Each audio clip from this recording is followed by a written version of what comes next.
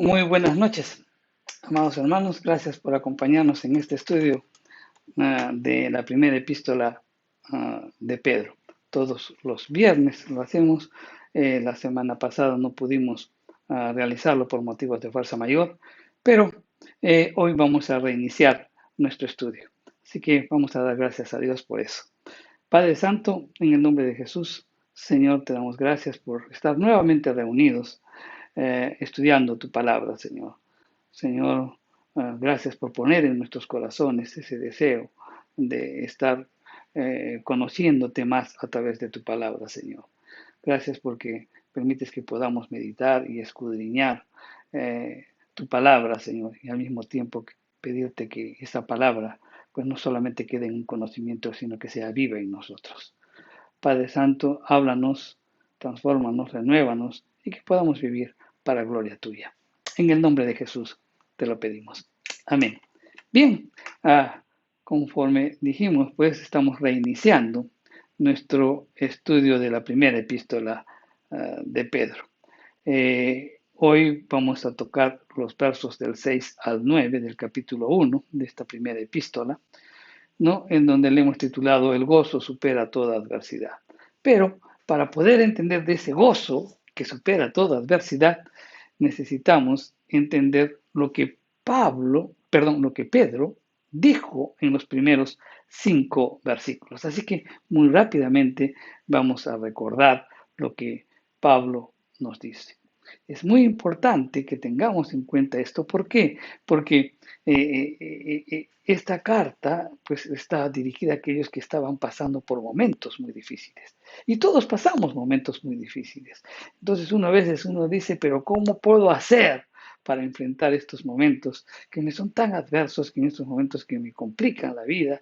Y sobre todo, siendo yo cristiano, que creo en el Señor y todo, y sin embargo las cosas me salen tan mal, ¿no? Entonces, creo que todos pasamos por momentos difíciles, entonces es importante que podamos tomar en cuenta lo que lo que Pedro les está comunicando a, a los cristianos que se convirtieron y que estaban pasando estos momentos tan difíciles. Así que vamos a recordar entonces lo que el apóstol Pedro nos dice en esta primera epístola que él dirige a los cristianos que se encuentran en la dispersión en Pronto, en Galacia, en Capadocia, Asia y Bitinia. Y él los llama pues elegidos de Dios y extranjeros en el mundo. Ah, entonces vamos eh, a detenernos un momento pues para recordar estas 3 palabras que inicialmente Pedro dice en su primer versículo. Y dice que son a los, o dirige esta epístola a los dispersos, ¿no? A los cristianos dispersos. ¿Quiénes eran estos dispersos? Eran los que habían sido arrojados de su tierra natal. Cuando revisamos el libro de Hechos, vemos que después de la muerte de Esteban, pues se realizó una profunda persecución contra los cristianos que se habían, perdón, contra los judíos que se habían convertido al cristianismo. Y muchos de ellos tuvieron que huir, ¿no? Por la persecución, muchos fueron pues obligados a residir en el extranjero. Entonces, Pedro, para animarlos, le dice que son elegidos. ¿Y qué es? O sea, cuando les expresa elegidos, les estaba dando a entender 2 cosas, que gozaban del favor de Dios y también del amor de Dios. Y pues también para animarlos en esa situación en la que se encontraban, porque estaban como extranjeros. Y les dice también extranjeros en el mundo, ¿no? O sea, lo que estaba tratando de resaltar es que pues todo aquel que toma una decisión por Cristo, pues simplemente nosotros no somos residentes pues en este mundo. Nuestra residencia en este mundo es transitoria, es pasajera, porque nosotros somos ciudadanos del reino.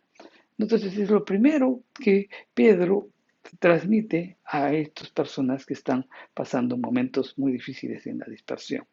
Estas personas, recuerden bien dentro del contexto, que estas personas sufrían y pasaban penurias, obviamente. Eran ridiculizadas, eran perseguidas por haber tomado una decisión por Cristo.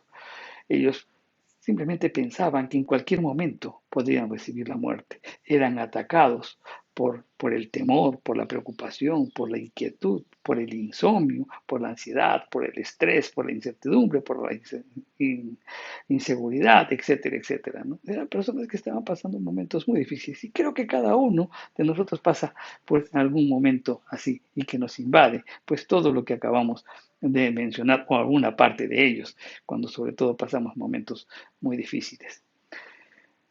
Entonces, Pedro, sigue dando o aconsejando a estos cristianos, pero uno se pregunta y dice, pero ¿cómo uno puede animar a aquellas personas que están pasando momentos tan difíciles, sobre todo pues siendo cristianos, en donde dicen que han recibido a Cristo y que en Cristo pues Él es el que los protege, los guía y todo lo demás, ¿no? que todos sabemos? Entonces, ¿cómo poder animarlos?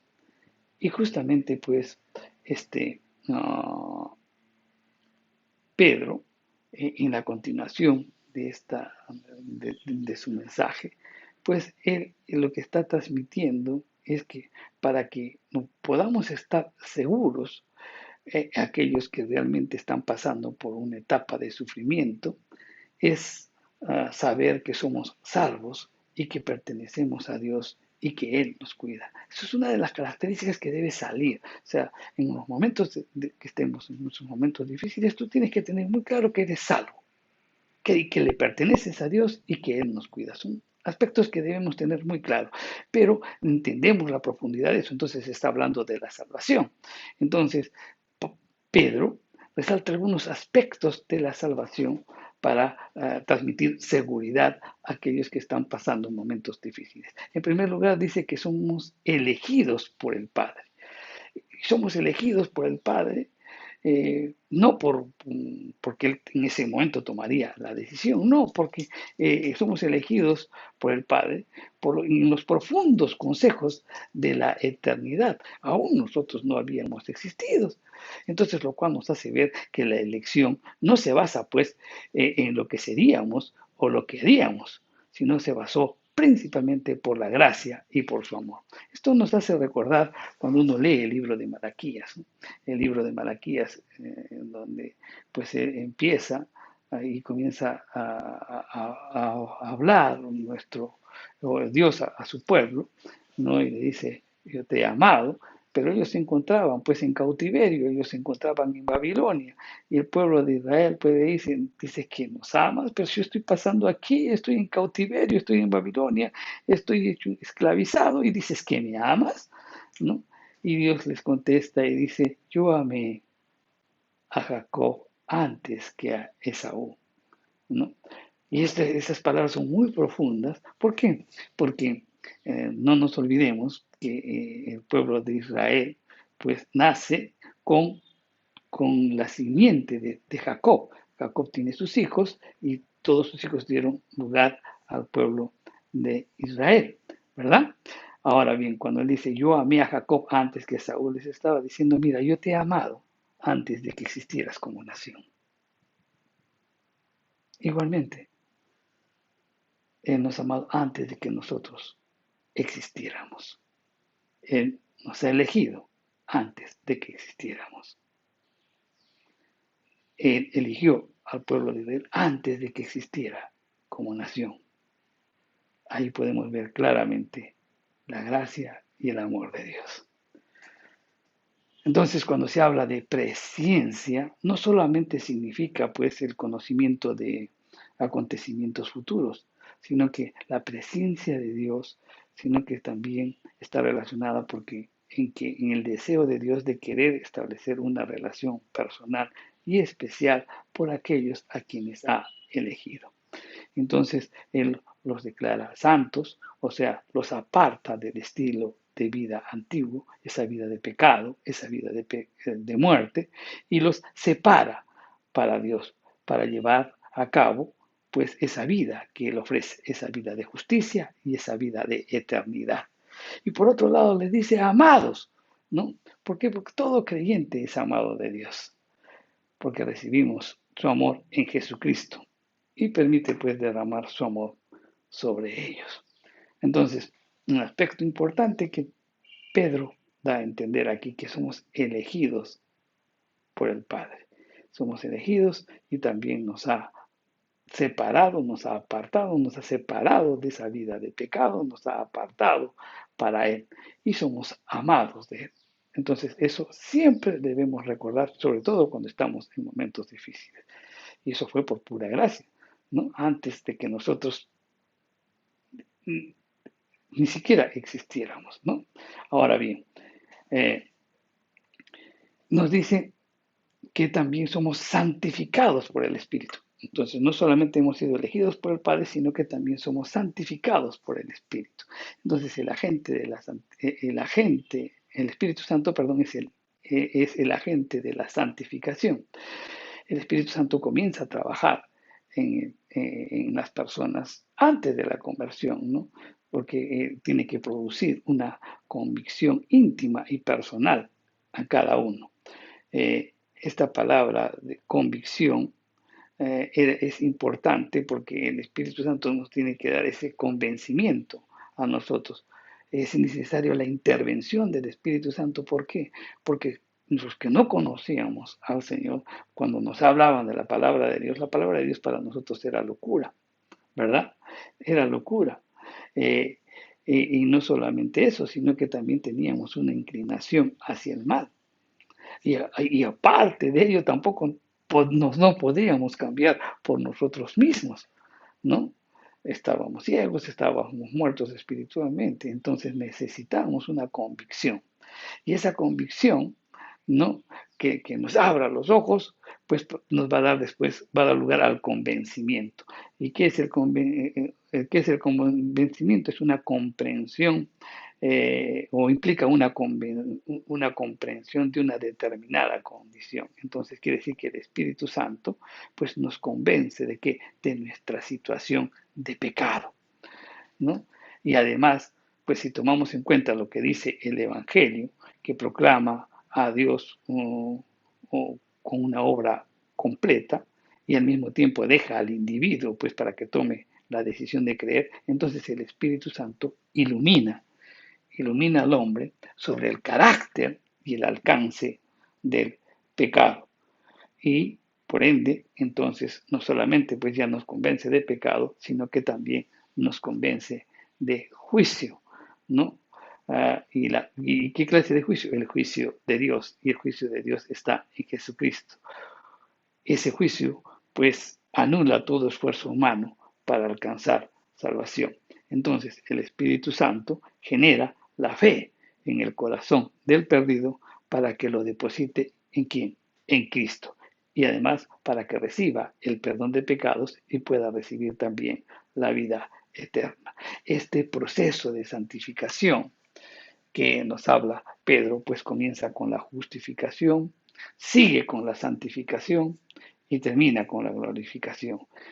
Quiere decir que empieza cuando nosotros, pues, trabaja en nosotros para que podamos, pues, darnos cuenta de nuestra situación, aceptar a Cristo. Ahí empieza la justificación, somos perdonados por nuestros pecados y después la santificación en ese proceso en el cual comenzamos a renovar nuestra manera de pensar, en donde comienzan el Espíritu Santo pues a trabajar en nosotros y comenzamos a vivir una vida diferente bajo otros principios. Y ese proceso de santificación que realiza el Espíritu Santo culmina pues con la glorificación cuando estemos en la presencia de nuestro Dios. Entonces, Pedro, decirte que somos elegidos por el Padre, que el Espíritu Santo es el que ha trabajado con nosotros, pero también resalta un aspecto importante. ¿Por qué trabaja? Para obediencia, ¿no? El Espíritu Santo, pues, conduce al pecador a la obediencia. Es decir, el Espíritu Santo nos capacita para poder responder al llamado de Dios. A quienes pues obedecen al llamado divino, entonces se les aplica pues la obra redentora de Cristo Jesús en la cruz. Y eso trae como consecuencia la purificación del pecado, el perdón de pecados en el creyente. Ahora, Las Escrituras nos dicen que Cristo derramó su sangre de una vez y para siempre, y eso significa pues que la obra de Cristo, que la sangre de Jesucristo tiene un efecto constante y un proceso perdurable. Entonces quiere decir que aún hasta hoy sigue limpiándonos de pecado. A los llamados, pues a cada uno de los llamados, a los llamados a esta nueva vida, la sangre de Cristo pues nos limpia de todo pecado, del pecado presente, del pecado pasado, del pecado presente y también del pecado futuro. Esa acción divina del Espíritu Santo pues capacita separándonos para Dios permanentemente, ocupándonos o para que podamos ocuparnos de una vida santa en el poder de su Espíritu después de la conversión. Y esta elección y esta santificación simplemente es por gracia. Eso lo dice. ¿Qué es la gracia? La gracia es un favor inmerecido. Y esa gracia abarca pues los conceptos de misericordia, de amor y de perdón de pecado. Gracia es lo que ofrece pues Dios al hombre. Ahora, y cuando nosotros aceptamos la gracia, como resultado, tenemos paz. Esa paz es ese estado de felicidad interior que se manifiesta pues exteriormente pues sirviendo y amando a nuestros hermanos. Cuando la gracia de Dios es aceptada, pues como resultado da la paz. Entonces, aquí en nuestros primeros versículos, Pedro nos está diciendo que hemos sido elegidos por el Padre, hemos sido santificados por el Espíritu Santo para obediencia, ¿no? Para obediencia, y que esa elección y esa santificación fue por pura gracia, no había mérito en nosotros, y si nosotros la aceptamos, vamos a tener paz. Es lo que uh, lo primero que está resaltando Pedro, pero sigue añadiendo aspectos más importantes también de la salvación y dice que el Padre nos ha hecho renacer de nuevo. O sea, quiere decir que nos ha vuelto a generar al darnos un renacimiento espiritual. Y esto obviamente es debido a nuestro Señor Jesucristo. Y esto simplemente es por misericordia. ¿Y qué cosa es la misericordia? La misericordia es el sentido de compasión por los que sufren. Ahora bien, ¿quiénes son los que sufren? Obviamente los que están en delitos y pecados. Por eso la misericordia de Dios se orienta pues a quienes están en delitos y pecados y a aquellos que están muertos espiritualmente. La misericordia de Dios pues nos hizo, se fijó en nosotros por la misericordia de Dios, por ese estado en el que nos encontrábamos. La compasión de Dios se inclinó hacia nosotros para hacernos renacer.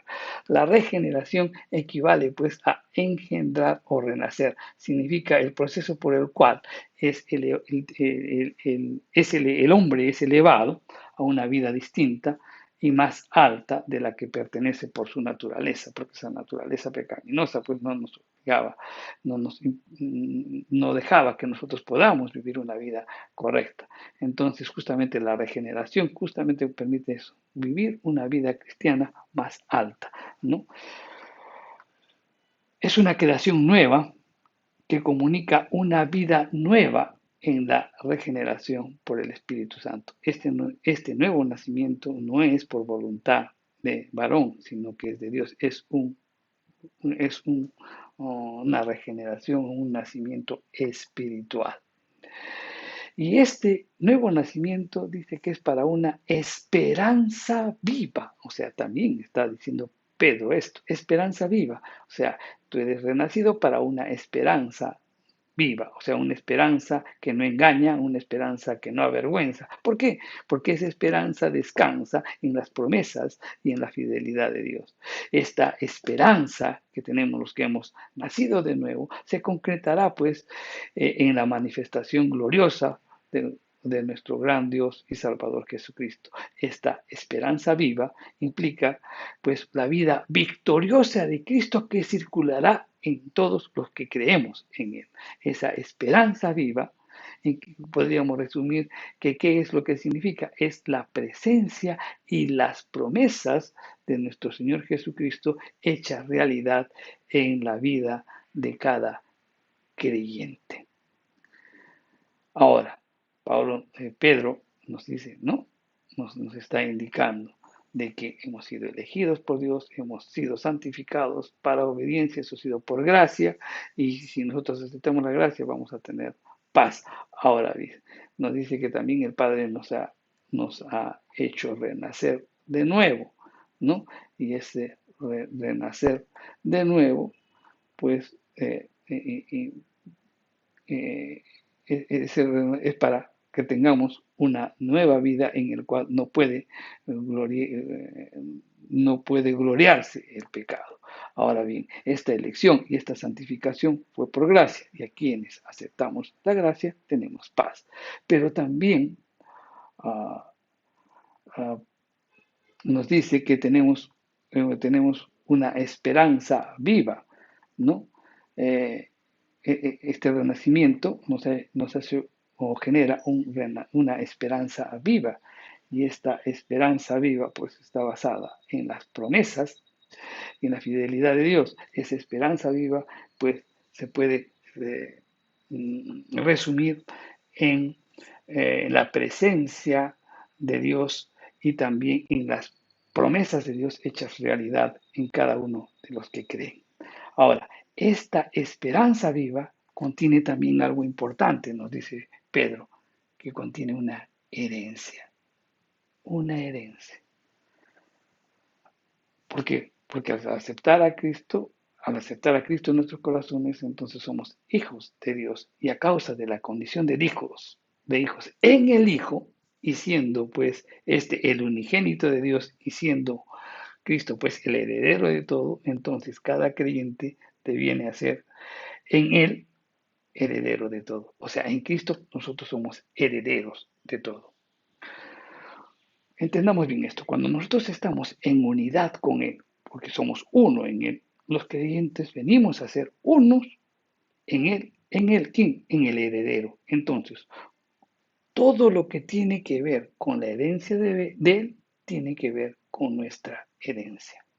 La herencia no es como el mundo hoy lo ve, que por ejemplo muere el padre y bueno, la herencia se divide, pero esta herencia no se divide, más bien es compartida por igual con todos sus herederos. La herencia, por ser del unigénito, y nosotros estamos en él, entonces no es divisible, porque solo hay un heredero, Jesucristo, y nosotros estamos en él. Entonces, esa herencia, lo que le da a él, también la compartimos nosotros. Eso es profundo, hermano, y debemos tener en cuenta eso. Entonces, eso debe animarnos a perseverar en los momentos tan difíciles que pasamos. Ahora, esta herencia es incorruptible, es incontaminada y es inmarcesible, también nos dice Pedro. Incorruptible porque no se contamina, corrompe o se destruye. Es indestructible e incorruptible. La herencia es incontaminada porque la herencia celestial es perfecta y sin mancha. Es inmarcesible, o sea, es una herencia que nunca perderá su magnificencia. Esta herencia de la que está hablando Pedro, pues está reservada en los cielos, y nada podrá arrebatarla de la protección de Dios que ejerce sobre ella. Está reservada para nosotros. Ahora bien, hay otra cosa también que Pedro dice. Miren, nosotros hemos sido regenerados para una esperanza, ¿no es cierto? Y esa esperanza, pues también nos dice que tenemos una herencia. Y ahora, esta herencia, Pedro nos indica que está guardada por Dios, y que esta herencia no solamente está guardada por Dios, sino que también los herederos estamos guardados por Dios. El poder de Dios pues simplemente está puesto a disposición de los creyentes para poder alcanzar y disfrutar la herencia que Él tiene reservada en los cielos. Si la herencia, mi querido hermano, no se pierde porque está guardada por Dios, tampoco el creyente. Amén. O sea, la seguridad de la salvación no depende del creyente en lo que haga o lo que deje de hacer, sino que en lo que el Salvador hace. Y que el Salvador lo que hace es va a hacer todos los esfuerzos posibles porque nunca pueda perderse ninguno de los que Él ha salvado.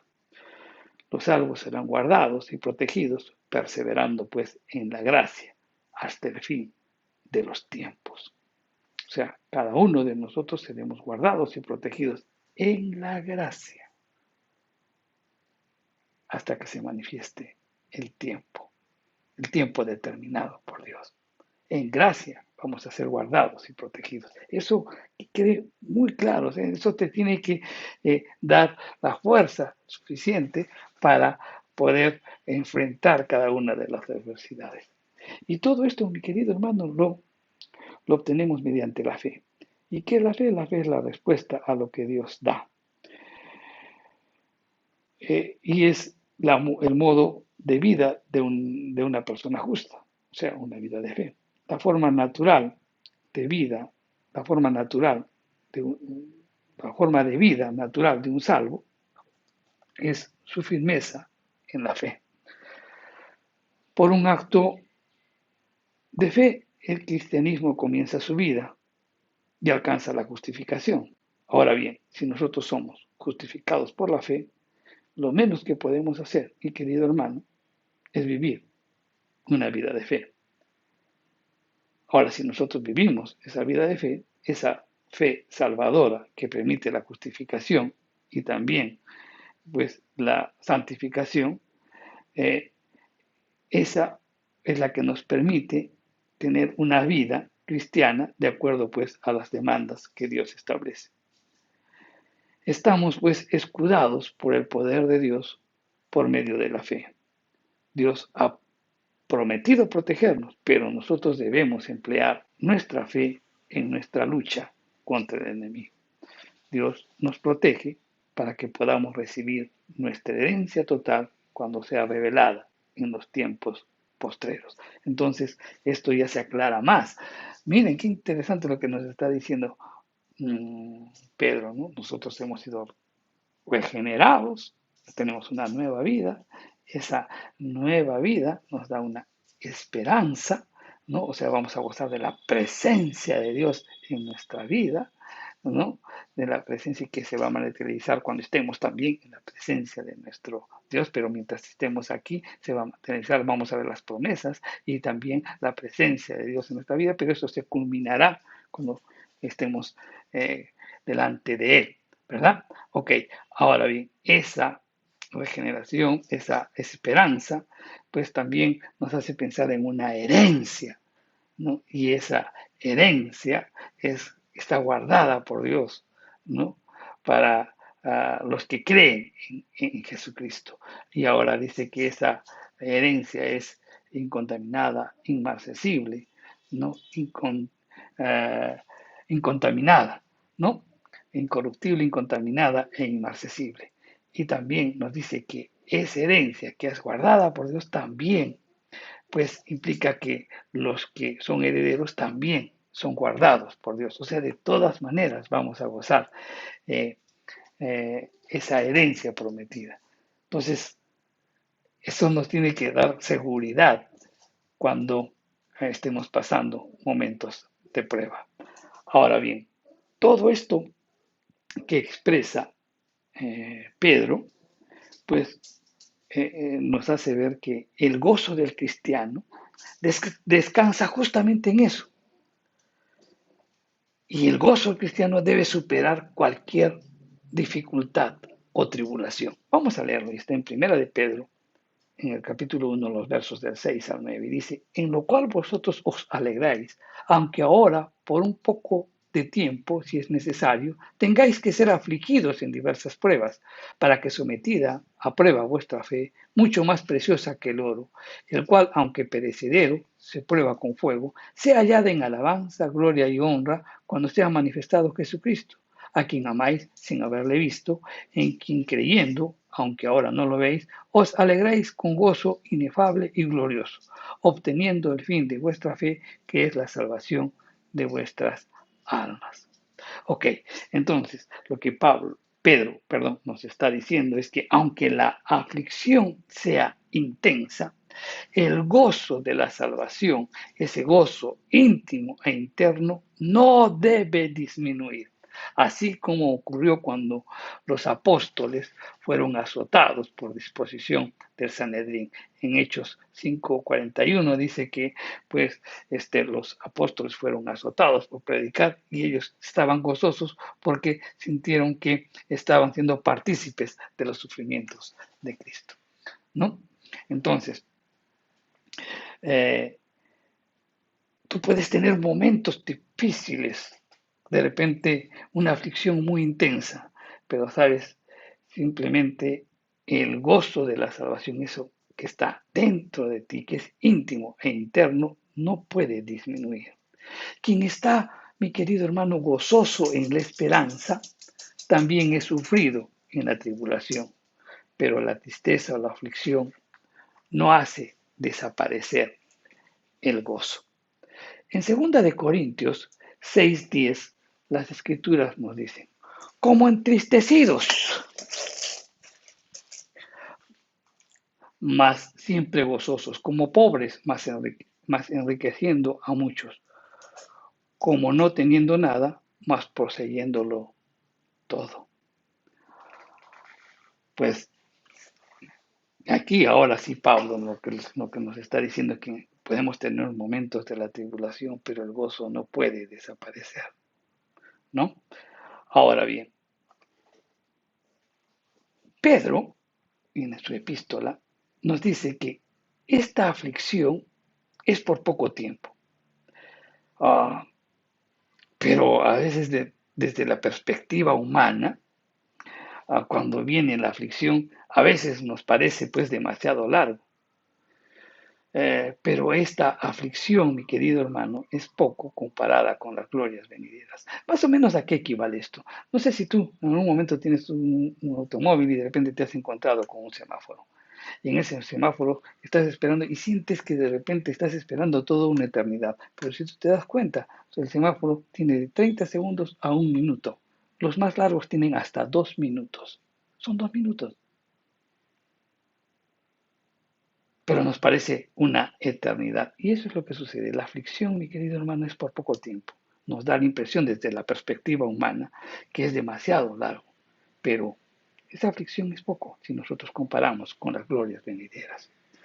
Ahora, por otro lado, también Pedro nos está indicando que estas aflicciones son necesarias y la necesidad, mi querido hermano, está determinada por la sabiduría de Dios, que Él conoce lo que es bueno para sus hijos en cada momento. Entonces, quiere decir que la prueba es un recurso tanto para la disciplina como para la instrucción de cada creyente. Y ahora, la aflicción no solamente es para unos, sino para todos. Dios permite las pruebas para fortalecer la fe y conducir a sus hijos hacia la madurez espiritual. Ahora, por otro lado, las aflicciones son distintas y variadas y diferentes. ¿Por qué? Porque el hombre, ser humano, también tiene muchas áreas en su vida. Tenemos el área sentimental, el área sexual, el área financiera, eh, eh, el área de la paciencia, etcétera, etcétera. Todo. Entonces, por eso es que las pruebas son distintas, variadas y diferentes. Estas dificultades por las que pasamos eh, muchas veces produce pues tristeza, ¿verdad? Y es natural que podamos sentir. Sin embargo, Pedro nos invita a que en lugar de tristeza sintamos gozo en el corazón cuando pasemos esas dificultades. ¿Por qué? Porque las pruebas en sí no son motivo de gozo, pero lo que sí nos está enseñando es que estas pruebas no pueden impedir el gozo, no pueden impedir nuestro gozo. Miren, el propósito divino de las pruebas es que son permitidas pues para aquilatar nuestra fe. Es decir, las pruebas son las formas de manifestar si la fe es o no es verdaderamente genuina. Y eso es lo que hizo Dios con Abraham, por ejemplo, cuando le ordenó que sacrificara a su hijo en el monte Moriah, ¿no? ¿Y cuál fue la conclusión de esa prueba? Que Dios llegó a la conclusión que evidentemente él temía a Dios. Por esa misma vía también pasó Job, ¿no? En la experiencia producida pues por los ataques de Satanás. Y él alcanzó el testimonio de Dios de una fe sólida y de ser bendecido doblemente por cuanto había perdido o tenido antes de la prueba. Una de las evidencias de la verdadera fe es la perseverancia. Si tú eres perseverante, entonces puedes estar dando evidencias de que tienes una fe verdadera. Ahora, el beneficio de la prueba o el beneficio de la tribulación por la que estás pasando, eso se va a ver más tarde. Más tarde se va a ver cuál es el propósito, cuál es el beneficio de esa prueba. Ahora, tenemos que tener muy claro que Dios no prueba para ver si tú tienes fe o no, porque Él ya lo sabe, Él ya lo sabe. Ahora bien, vienen las pruebas, ¿por qué? Para que cada uno de nosotros, o sea, tú y yo, descubramos la realidad de nuestra propia fe. Pedro compara la fe con el oro. Cuando queremos obtener oro puro, pues es purificado por el fuego. Pero la obtención de este, pues es perecedero, porque es transitorio, ya que es temporal y pertenece al mundo en la que nada es perpetuamente inalterable. La fe, comparada con el oro, también ha de ser probada para manifestar la condición propia de la fe. Mientras que el oro es perecedero y aunque acrisolado es incorruptible, la fe, por el contrario, es perenne. O sea, quiere decir que la fe del creyente permanece en las pruebas. ¿Por qué? Porque descansa completamente en Dios y sabe que Dios suplirá todo lo que nos falte conforme a las riquezas en gloria en Cristo Jesús, conforme lo dice Filipenses 4:19. La fe, mi querido hermano, es más precioso que el oro, esencialmente porque está a punto de recibir la herencia que habíamos mencionado antes, con todas las características de la gloria y permanencia, imposible de ser destruida o extinguida o minusvalorarse como ocurre con el oro. Mira, o sea, la fe es importante porque esencialmente es importante porque te va a permitir alcanzar esa herencia de la que habíamos conversado. Esa herencia que es incorruptible, incontaminada, inmarcesible. Esa herencia que estará reservada para ti. Por eso es más preciosa que el oro, porque nos va a permitir alcanzar esa herencia. Ahora, por otro lado, si el oro se purifica por el fuego, la fe pues es purificada pues a través de las pruebas o las aflicciones. La aprobación de la fe tiene como objetivo ser hallada pues en alabanza, gloria y honor cuando Jesucristo sea manifestado. O sea, quiere decir que la visión de cada uno de nosotros no debe estar orientada pues a la temporalidad donde las pruebas y las dificultades se producen, sino en la perpetuidad, en el lugar donde el sufrimiento queda plenamente superado por la provisión de Dios que tiene para cada uno de nosotros, que es la herencia reservada en los cielos. Por eso, mi querido hermano, el creyente puede alegrarse, puede regocijarse en medio de las pruebas. No está feliz con el sufrimiento, pero él sabe que es la puerta a una dimensión gloriosa que no termina jamás. Las dificultades, mi querido hermano, son momentáneas. Las dificultades son pasajeras. No pueden durar más del tiempo de vida de la persona que sufre. pero más allá de esa vida se abre una perpetua en la presencia de nuestro Señor. Es sorprendente lo que dice el verso 7 de este primer capítulo de la primera epístola de Pedro, en su segunda parte, porque dice que la fe será para alabanza, gloria y honra con el que será honrado el creyente fiel. ¿Ah? Parece pues imposible que creyentes cuyas vidas hayan sido de tal modo que lleven alabanza a Dios, ellos reciban alabanza de parte de Dios. Aunque la alabanza, mi querido hermano, es perpetua, el honor y la gloria serán primeros para Dios mismo, ¿no? Y el creyente recibirá las coronas de victoria. Pero estas coronas de alabanza, de gloria y honra serán puestas delante del trono para la gloria de Dios.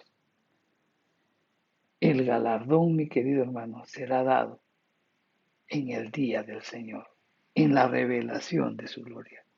Las lágrimas de las pruebas serán pues enjugadas para siempre en los cielos. Porque esa es la promesa. Esa promesa está en Apocalipsis 21:4. Dice, enjugará Dios toda lágrima de los ojos de ellos, y ya no habrá muerte, ni habrá más llanto, ni clamor, ni dolor, porque las primeras cosas pasaron. Esa esperanza, mi querido hermano, hace posible que el creyente supere el sufrimiento y sienta gozo en medio de las pruebas. Pablo afirma que a quien no vemos con los ojos físicos se le ve espiritualmente por fe, y, ese es objeto de amor de quienes creen. O sea, este amor es el distintivo que identifica pues a los que tienen una fe viva y verdadera. Lo mismo que la fe que se mantiene firme en cada circunstancia, también el amor de Cristo no se ve afectado por las circunstancias ni por las pruebas, ni cómo reaccionemos en ellas. Simplemente el amor de Cristo se mantendrá firme. Debemos tomar en cuenta, mi querido hermano, que las bendiciones futuras han sido preparadas por Dios. Y estas son asombrosas e incluso impensables para el hombre. Y están destinadas para aquellos que aman a Jesucristo. Pedro afirma que al que lo ama, o sea, al que ama a Jesucristo, si tú amas a Jesucristo, entonces Él será el objeto de tu fe. No se ve, pero se cree en Él. No lo podemos ver, pero creemos en Él. En Él ponemos siempre nuestras miradas cada vez que nosotros estemos en diversas pruebas. Las pruebas no detienen el gozo. El gozo es Cristo y nace de la realidad de Él en la vida de los creyentes. Este gozo no es pequeño, sino inefable. Es decir, no hay palabras para describir este gozo, porque se trata de un gozo, de la esperanza gloriosa, ¿no? Del encuentro que vamos a tener con el Señor y con todo lo que Él representa.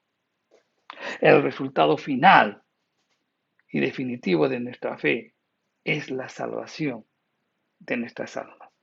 Y la salvación no se consigue pues con actividades o méritos personales, sino es plenamente de Dios y se obtiene por gracia mediante la fe. Recuerda eso. Por la fe somos justificados. La fe es esencial para la santificación mientras estamos viviendo en esta vida. Pero la fe también nos permite estar expectantes en la glorificación. Por tanto, el gozo debe ser una constante, porque las victorias del presente, unidas a los sufrimientos que ocasiona el mundo y las glorias del futuro, están garantizadas en Cristo y por Él. Y él mismo lo afirmó. En Juan 15:11 dice, estas cosas os he hablado para que mi gozo esté en vosotros y vuestro gozo sea cumplido. Oh, tremenda enseñanza de Pedro. Realmente, si tomáramos en cuenta todos estos aspectos cuando estemos pasando momentos difíciles, otro sería nuestro reaccionar. Por eso, mi querido hermano, te invito a que continuamente, cuando estés pasando estos momentos de aflicción, recuerda que eres salvo. Recuerda lo que Dios hizo por ti. Recuerda cuáles son las cosas que hizo. ¿Por qué lo hizo? ¿Y sabes por qué lo hizo? Por gracia.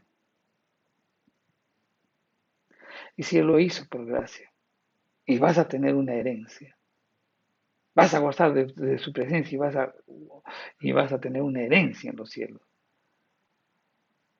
Y esa herencia está guardada para los que creen. Pues bien, tengamos fe y mantengámonos firmes en las pruebas, que las pruebas son necesarias. Y Dios en su sabiduría lo determina lo que necesitamos, ¿verdad? Ahora bien, esas pruebas son diversas, porque va a atacar diferentes áreas en nuestra vida. Y es importante las pruebas. Y esas pruebas, pues, serán motivo de disciplina o al mismo tiempo de corrección, ¿no? A cada uno de nosotros. Las pruebas son necesarias. Porque también permitirá, pues, sacar a la luz nuestra fe. Ahora bien, Dios no nos prueba para ver si tú tienes fe o no, como dijimos, sino para que nosotros veamos cuál es el estado de nuestra fe, para que evaluemos nuestra fe.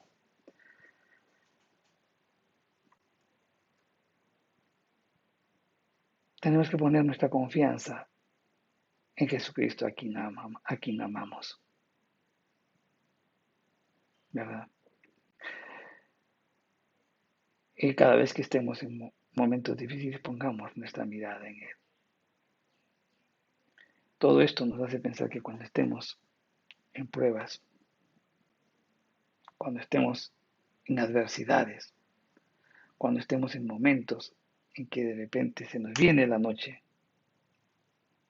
recuerda que eres salvo. Recuerda lo que Dios hizo por ti y mantente firme, no pierdas el gozo de la salvación. Ese estado de felicidad, ese estado de tranquilidad en la que tú sabes lo que viene más adelante. No te hará perder de vista. No miremos, no centrémonos en las cosas terrenales, sino vayamos en las cosas eternas. Recordemos esta enseñanza siempre cuando estemos en momentos difíciles. Vamos a orar. Padre Santo, te damos gracias por tu palabra. Gracias, Señor, porque abres nuestros ojos. Gracias, Señor, por uh, por todo lo que hiciste con nosotros. Perdónanos, Señor, esa memoria tan frágil que tenemos, pero que es importante que recordemos en todo momento la salvación, los aspectos de la salvación. Y eso nos mantendrá firmes en los momentos de aflicción, en los momentos de tribulación, y poder dar gloria a tu nombre. Gracias, Señor Jesús. En el nombre de Jesús te pedimos que siempre tu Santo Espíritu pues, nos permita recordar la enseñanza de hoy. Todo esto te lo pedimos en el nombre de Jesús. Amén. Bien, hermanos, que Dios los bendiga y seguiremos el próximo viernes, pues, escudriñando más sobre esta primera epístola de Pedro. Que Dios los bendiga.